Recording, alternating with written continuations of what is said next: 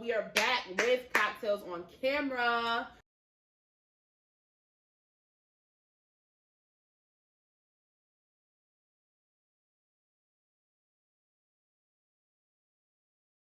We have changed the format of our show a little bit, so we are about to get into happy hour. Yes. You are with Cocktails on Camera, right? Yes. So, for our happy hour topics, let's first of all, RIP to DMX, Black Rob, Humpty Dumpty. Old girl from Baldwin Hills, I forgot her name, so sorry, but I'll put it in here. Right. That was my girl, that was my show. Right, so rest in peace, because, you just got to appreciate life. I know people die every day, but it's like every day we turn around, especially in these 2020 years. It's been happening a lot. So, yes, rest in peace, rest in peace. On a better note, you're guilty, you're guilty, you're guilty, Guilty. Let's get it. Guilty. Let's really get it. Now let's hope the rest of the process, because there is still a process after this, right? They have to say guilty. We watched that man kill him. Pack him up and go. That's facts. Yeah, so we happy about that. We happy about that. Yes, we are. All right, now, speaking of, George Floyd and Derek or whatever, the Raiders, I don't know if it was it had to be a representative from their team, so whoever runs their social media accounts. But the Oakland Raiders, right? Shout out to my pod, that's his team. Right. They tweeted something and they said all it said was "I can breathe." Mm-hmm. So a lot of people kind of took that the wrong way. Like, how do y'all feel about it? Like, what do y'all think? Right. I feel kind of 50-50. You understand? Because they still out there killing us. You understand? But the fact that he said those words, "I can't breathe," right. while that cop was killing him. And it is kind of a relief of a guilty verdict. Right. So, don't be too mad about it. That's what I say. I kind of felt like it was in a good place. Right. I can place. Breathe. Like, we can all finally breathe now because we got, a guilty verdict. So, right. I mean, I understand. We're going to get some more guilty verdicts, too. Yes, we got more work to do. We all are in the freedom of speech world, Right. So, for them, which I think, they've been protesting a lot, on the one knee and everything, and it feels finally like justice is being served to an extent. This is just the one opening of the rest of can happen. It's like having a pinky toe in there. Right. So somebody saying they can breathe, that's how they feel. Mm-hmm. And they're entitled to put that down. Honestly. What people have to do is stop being so... You're not entitled to always say people are wrong. Like, stop being so entitled to people. Like, if a person feels that way, that's how they feel. Exactly. You can't be offended by everything, honestly. You can't. Right. So, I really don't think they meant any harm by that. Me either. So again, but we do feel that way. I can breathe. Some of us feel like that. We feel relieved now. Some of us, also feel like, can't quite breathe just yet because we still have a lot more work to do. But either way, we all want the same thing. Yes. So. All right, so on to something a lot more, well, I was going to say a lot more controversial, but not really, because is reality TV, really still going to be a thing in a couple of years? Like, where do we see reality TV in the future? I have no idea. I don't think it's not going to be... Go ahead. I don't think it's going to be much, in-person interaction. Right. You understand? So, I don't know. Yeah, it's kind of weird. Even when things do get normal again and people are around each other again, because Love and Hip Hop, they had that family reunion thing. They were all within the same space. Now it's becoming that thing where if everyone gets tested and then gets vaccinated, that they can be within the open or amongst people and stuff. And it's just I feel like even though we're about to get back normal, I feel like reality TV is becoming played out anyway, and it could be partly because of the pandemic. A lot of things slowed down, so I just feel like reality TV may not be able to make a comeback from that, because now all the reality shows that we watch, things like Love and Hip Hop, or like the Real Housewives or Basketball Wives or whatever the case, all these little shows that we watch, I feel like now they need new people. It's either they're bringing vets back or they're still working with the same veterans that's been there, or they're not really introducing any new people. And when they try and introduce new people on reality TV shows, I feel like it doesn't go over that well. Right. Because sometimes we don't take to them, you know, we like the OGs, you know, Right. and they can't stay there forever. So, I mean, I don't know. I personally feel like reality TV is about to be done up soon. There's no real storylines to reality TV no more. Right. Everything Before, is so scripted. when it first started, there was storylines. There was people had stuff that they really needed talking about. You know, just hash it out with one another. I think reality TV, it got taken too far because now all you see is people arguing and fighting and like kind of like bullying people. But you honestly, know, Yes.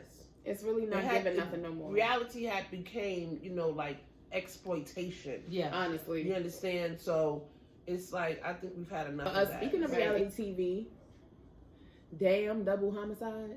Come on, girl. You know, that was kind of fucked up. I mean, you know, kind of true, but it was kind of fucked up. I mean, yeah, you know, everybody has like, to say. you know, everybody has their feelings about certain things, but I just feel like, right, it's messed up to say. Why would you say that? It's like one of those things. If your mother taught you, if you don't have something nice to say, don't say nothing. Don't say nothing. Because that was just extra. It and was the extra. attitude behind it too. She was just like, Was that you meant to say it? like So, but it was. I feel like reality TV make people do a lot of dumb things. Everybody in this generation is so, there's really no type of hope because I feel like everybody's so focused on, oh no, I'm gonna be like this regardless. Everybody's so focused on being cold-hearted or trying to be the meanest, or you know. No, they're taking that and making it seem like, oh, this is just the way I am. I'm real.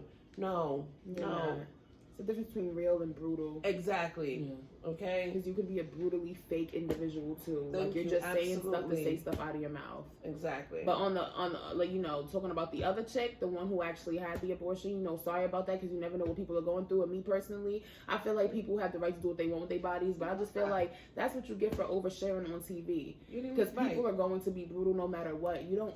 Why do you trust this platform and once these people again, enough? like you're just saying too much. You know, and you don't know, and you thought maybe saying that was going to get you some brownie points, but no. It really didn't. No, 'Cause even Jocelyn said something messed up behind it. They don't it. care. They Exactly. don't care. Jocelyn might have been sitting there giving her sympathy in her face, but in the confessional, Jocelyn, she was saying a bunch of backward stuff, and it's For just real. like, girl, don't Keep trust your business nobody. to yourself.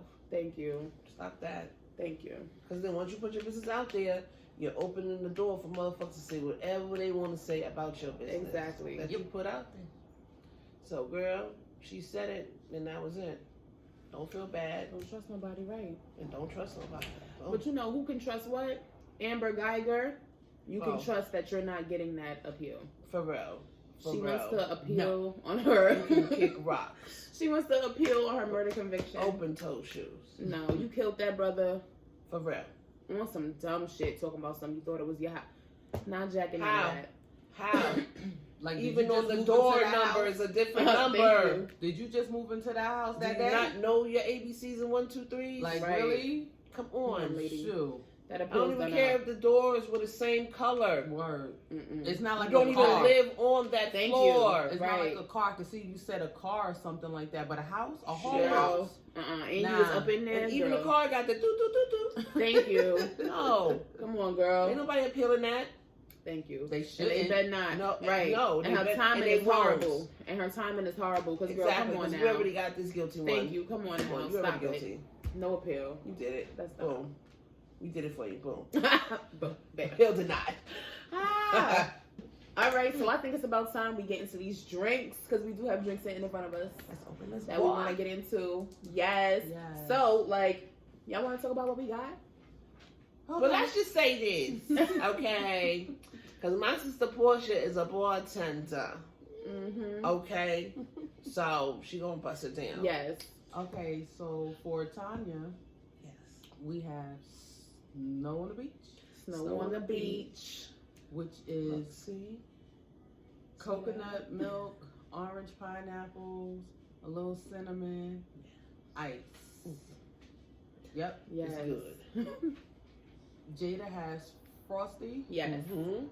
She has wine Mm-hmm. with honeydew, cantaloupe, and Mhm. grapes. Mm-hmm. And That's me, I have tequila mist. Mm-hmm. I have cherry tart, cherry tart drink, a little ginger and lemon, orange pineapples, coconut milk, coconut water with pineapple, and some ice. Yes. Yeah. And again, the names of the drinks are Frosty. Frosty. Snow on the beach.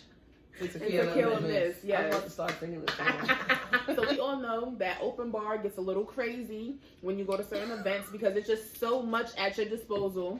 And that's what our next segment is, open bar. So open bars where we talk about a little bit more serious. You know, we talk a little more serious about certain things. Yes, so word. our first topic in order is Ma'Khia Bryant. I think that's how you say her name. Ma'Khia Bryant. Her death. And then / what Candace Owens said. So let's get into Ma'Khia Bryant. I am tired of people trying to justify this death because there's nothing you can do to justify it. No. Police are being paid, you know, our tax dollars to protect and serve. So if you don't know how to de-escalate a situation, then you shouldn't be on the force. You shouldn't be in the job. And when they police their own people who shoot at them, who cut them, who run over them and drive away from them, they never seem to end their lives, kill them, take deadly force. They know how to police their own, but not ours, and that's the problem. Word. For real. And that's why, you know, in the other segment, you know, I said I felt about 50-50 about the I can breathe, because even after that, there's still, our people are still being killed. Still. And it's getting to the point where it's becoming children. You understand? Right. Don't get me wrong. They've been killing children too. I'm just talking about more frequently now. Exactly. It's just got to stop. It's got to stop, for real. There's absolutely no excuse for the police to sit here. You are also, you're trained to shoot to kill, but you are also trained to analyze the situation for your safety. Mm-hmm. From what we're hearing, that girl felt she was in danger. Uh-huh.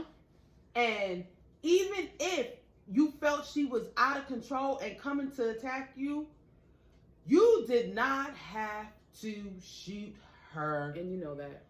4 times. Thank you. Know that. Thank you. One time to put it down is enough. Is enough.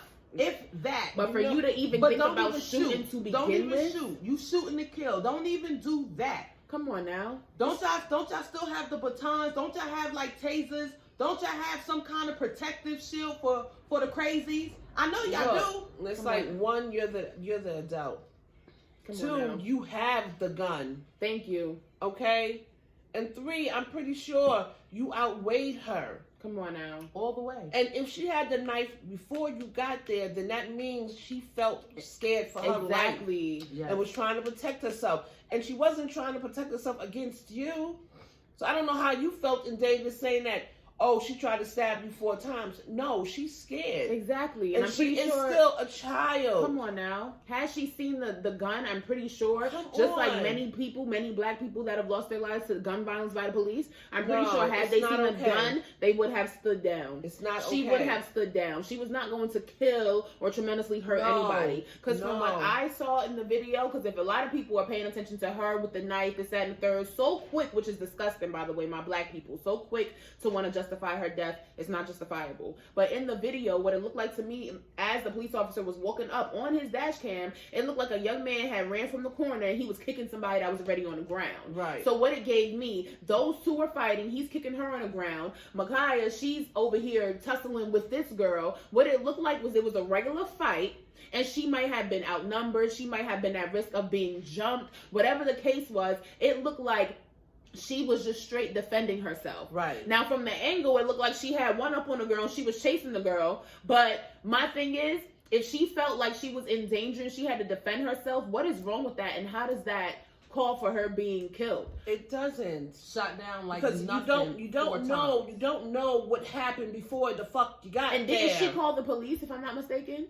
Because if she wanted to hurt you, she wouldn't have called you. That's what I'm saying, because that's what I'm hearing, and that's what I've been reading lately. She called you that for she help. Called the police for help. So clearly, she was in danger of some sort, and she called you, but until you got there, she had to defend herself. And that brings me to what Candace Owens said, talking about the cops saved the other girl's life because this girl was going to murder her. First of all, you can't make that assumption or that accusation because you do not know that. You're not in that girl's head, and you weren't even there. No. So we only saw a glimpse of what happened. But like I said, it could have been anything. It could have been a prior altercation where she was really being threatened. Her life was being threatened. If you don't know, don't assume. Thank you. So Don't Candace assume Owens, my nothing. question is to you that because people don't like the shit that comes out of your mouth, right? If they felt like they were warranted in fours to run up on you, 4 people run up on you and attack you, is that called for? Absolutely the fuck not. If you defend yourself because they're going to do it anyway, and you have to defend yourself, whether you have to take deadly force, whatever the case, your life comes first. If you have to defend yourself, are you in the wrong? And my thing is, what's the difference between punching a motherfucker and beating their face in with your hand to a bloody pulp and then taking a knife and trying to stab somebody? Either way, you were trying to hurt somebody. Right. So either way, I feel like anybody that's defending themselves will be caught in that situation. Because if I'm about to get jumped and I know by 4 people, I don't care if it's 2 people, whatever the case, if I know I'm about to get jumped, I'm going to take all precautions to make sure I protect myself. Right. So if I got to pick something up and hit you over the head with it, if I got to cut you, that's what I'm going to have to do. You can't tell nobody how to defend themselves. Thank you. You can't tell nobody how to fight. Thank you. There's no rules when you are fighting. You understand? You can't say, oh, don't pull my hair, don't punch me in the face, oh, don't bite me. Fuck that. Thank you. If you're fighting, you're fighting. That's it. Especially if you gotta defend yourself against multiple people. Candace Owens, where you live? Thank you. What you been through? Thank you. Clearly you've what been have through you nothing. What have you been through where you felt your life was in danger? Thank have you. Because you always got something to say. Because she's so whitewashed. She's been sucked up into a always European got experience. Something to say so she about when black people are being, shed upon as crazies and we're in the wrong and all this other stuff. If you have not lived that life, you can't identify. Just you can't sit here and talk about nobody like you know exactly, like you speak for all black people, cause you don't. You don't. So just chill out. Chill out for real. She's giving me the vibes that she just wants to be play devil's advocate just to get this attention. I don't know if you're going for a political career, sis, but whatever it is, stop using black people as your pawn, because the only time I ever hear anything out of your mouth is when you're talking shit about black people. Exactly. But what are you doing to help us? Exactly. And I feel like if you're black and you're not doing anything to help, whatever you say is invalid, because you're not even trying to help your own community. That's because if you've never been through it, you don't know. You can't identify with the black community. Here's the PSA for you. Don't get OJ mentality. Facts. Because I'm pretty sure we're not claiming you anyway, but you definitely done up. Caught. Speaking of somebody else that's about to be done up, if he don't stop running his mouth, I don't care if this was leaked from months ago or whatever the case. Biden talking about some, what did he say? America is doomed, not only because of black people. African Americans, whatever he used. And then the statement after that said something about minorities in 2040, whatever. We expected that. What are you trying to insinuate, though? We expected that, though. And I would rather that be something that happened now and not something that happened then, and then he was hiding all that shit. Because I'm trying to figure out, what are you trying to insinuate? How are you trying to insinuate that black people are somehow part of the problem? Where is that coming from? From his privilege. I'm trying to see what you're really saying. Because, people always making statements. Racism. He's one to make statements and then he don't know how to... You feel what I'm saying? He's one to make statements and then he just makes vague statements. He don't know how to explain it. What are you really saying? Right. Exactly. I mean... Clarify. Right, that's all we want. Just, that's all say it for us plain folk. Right. What are you trying to say? Because plenty of other racists out here, and then with all the systematic racism, with the way the world is built to work against black people, I'm pretty sure we are not, the ones contributing all the way to the problem. Because if that's the case, every motherfucker on this earth and every race is contributing to the problem. Before you got where you are, you was out there,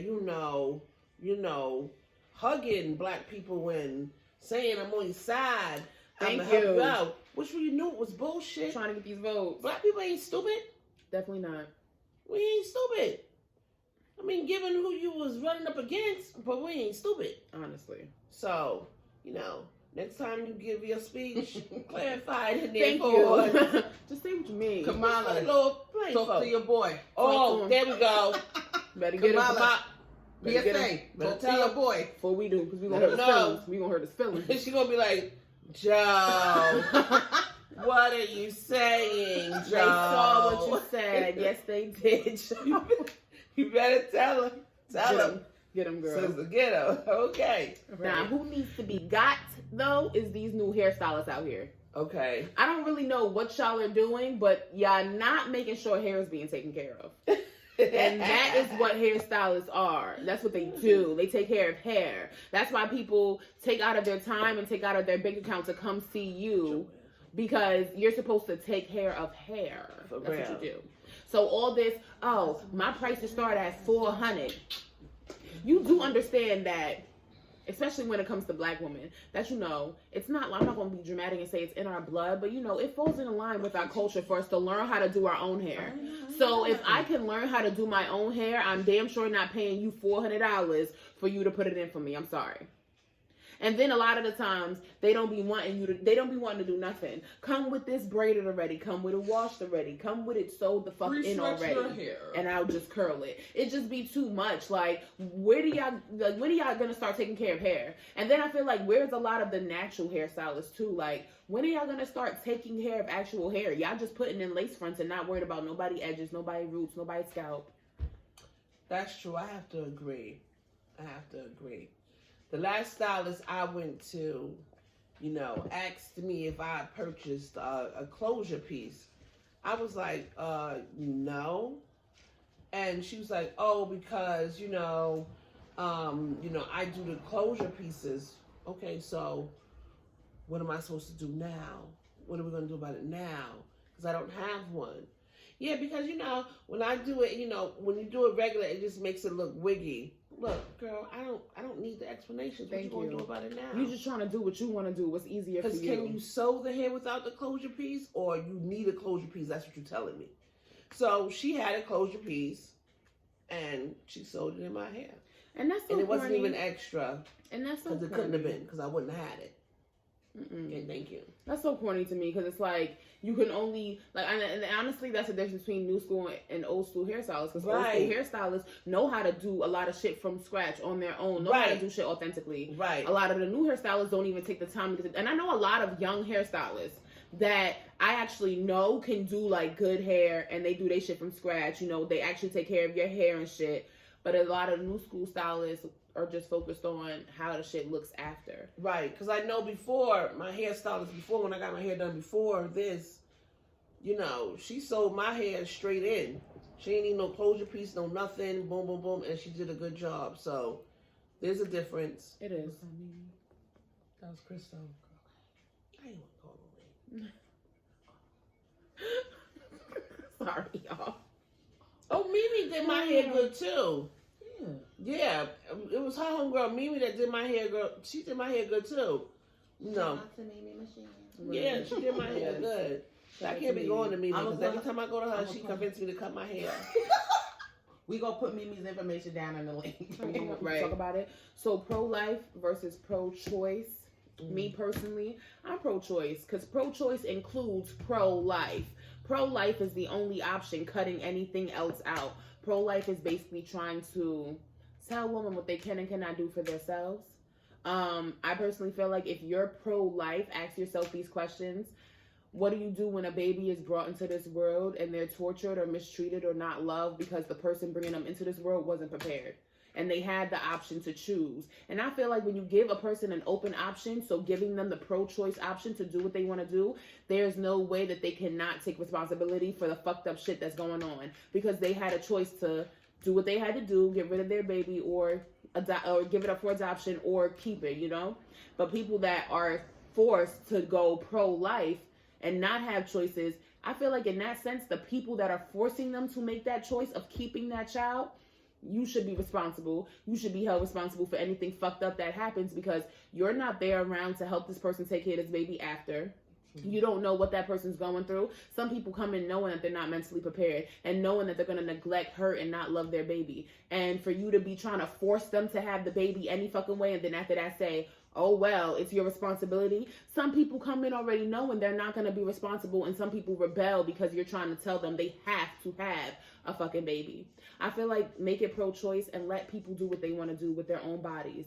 What somebody's pushing out of their vagina has nothing to do with you. Some people are not really equipped to take care of a child, and then like she said, you have them who bring the child in the world, and now that child is abused, neglected, and all kind of. Then what you gonna do? You gonna be like, oh, well, they weren't ready. That baby's soul could have possibly been saved and sent back to the gracious place it came from, rather than being brought into this physical realm and being fucked up because a bunch of white men at a political table say so.